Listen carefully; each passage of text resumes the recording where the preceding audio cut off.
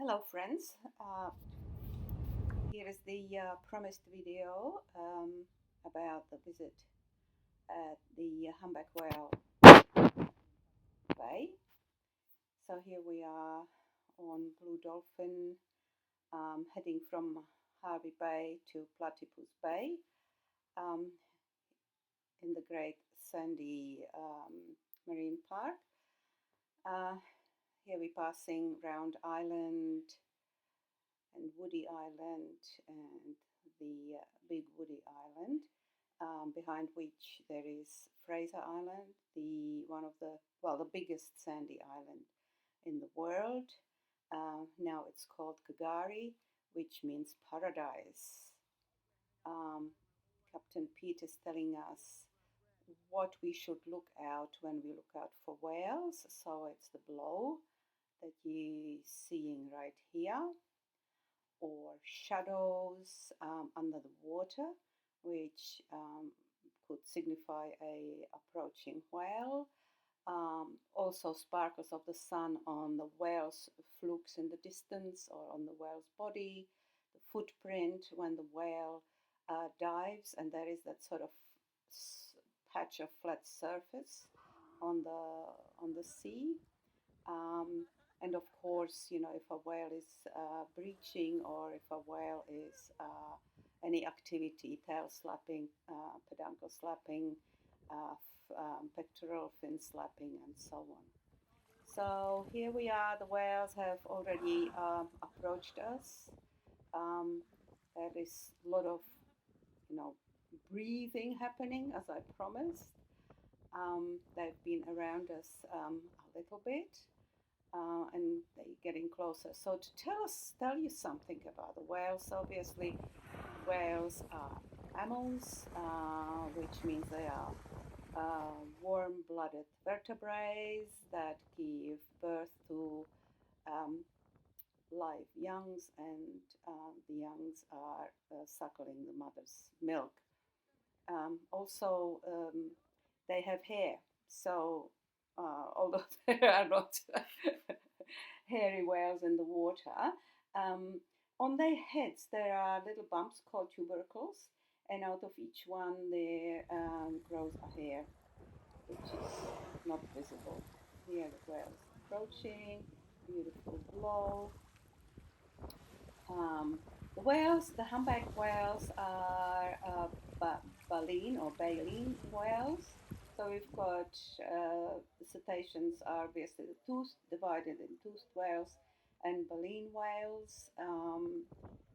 Toothed whales are the dolphins, and orca obviously is also a type of dolphin, plus the sperm whale. So there's about over 70 species of toothed whales, and about, quite a bit of species of baleen whales. All I can think of is the minke whale, sea whale, fin whale, humpback whale, blue whale, um, fin whale. So humpback whales travel, the southern population of humpback whales, there's about 5 migratory routes where they travel from Antarctica up to the east and the west coast of Australia, the east and west coast of Africa, Oceania, and I think the coast of South America as well. And the length of the migration is about 8,500 kilometers, because they travel from the Antarctica up to the Whitsundays, where they mate and also give birth. Not necessarily at the Whitsundays only, but on the way up, and obviously sometimes also on the way down. Platypus Bay is the place where they come to rest. At this time of the year, the main sort of stream of whales are the subadults, so teenagers, and they're usually quite boisterous, quite inquisitive. They like to hang around, just like typical human teenagers. Um, In Antarctica, they feed, so they feed on krill, um, small crustaceans. The way they feed, it's quite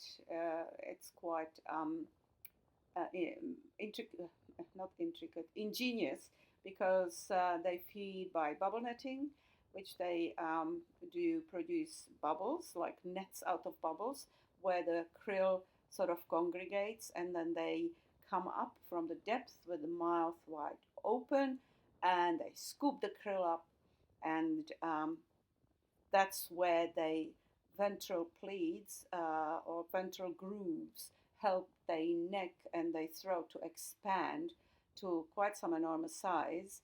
They obviously gobble up a great deal of water, so then they contract those muscles in their throat, expel the water, and the unfortunate krill is stuck to the baleen, and the whale just scoops it up with his tongue and swallows it in one go. Here in our waters, the whales do not feed very much. There's not much to eat left. I mean, it's all mostly fished out. But generally, they do not feed much. The mothers generally are bigger than. The females are generally bigger than males, and yes, they pretty much almost starve in our waters. Obviously, when they're lactating females, they have to produce very rich milk, milk rich in fat, and so they babies or calves can feed on this rich milk and grow fast enough and strong enough so they can undertake that 8,500 kilometer travel back to the Antarctic where they then will gorge themselves. The activities of the whales, as you can see here, can range from resting and a lot of downtime to tail slaps, fluke slaps, peduncle slaps, which can be aggressive, sign of aggression, which is like a karate chop when the whale actually lifts up its tail flukes and slams them down sideways, which you've seen a little bit earlier in this video. They do fluke up dives when they dive a little bit deeper in the depth, or fluke down dive when the flukes are actually down, and they just do shallow dives.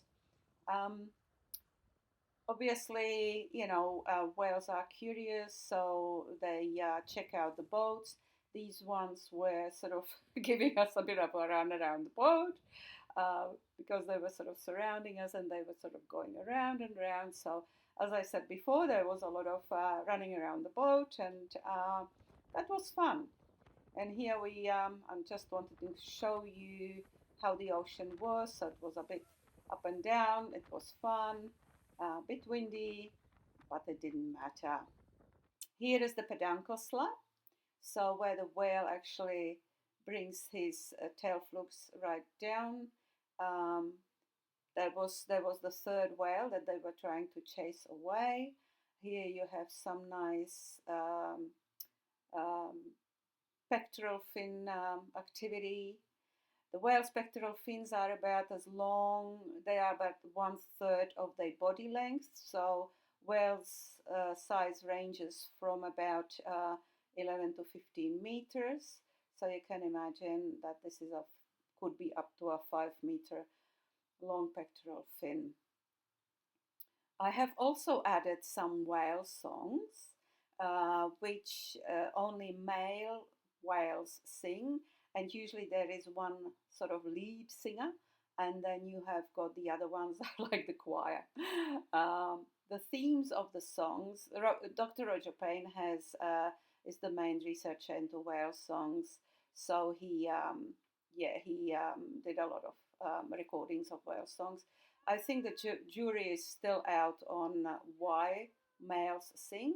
Obviously, one theory is about attracting females. Males will do a lot to attract females. That goes in every species, I think. Here, this is already the ideal day when whales were all around us. So here we are on the vessel, the whale song, and the whales were hanging around us. So you'll be able to listen to some of the whale songs which I've added here.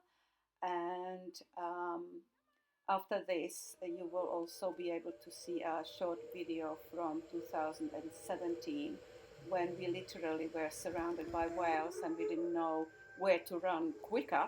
Um, so it was again a lot of stumbling on the boat and saying, sorry, sorry, sorry, I didn't mean to bump into you, because the whales just graced us with their presence. We were absolutely blessed by that.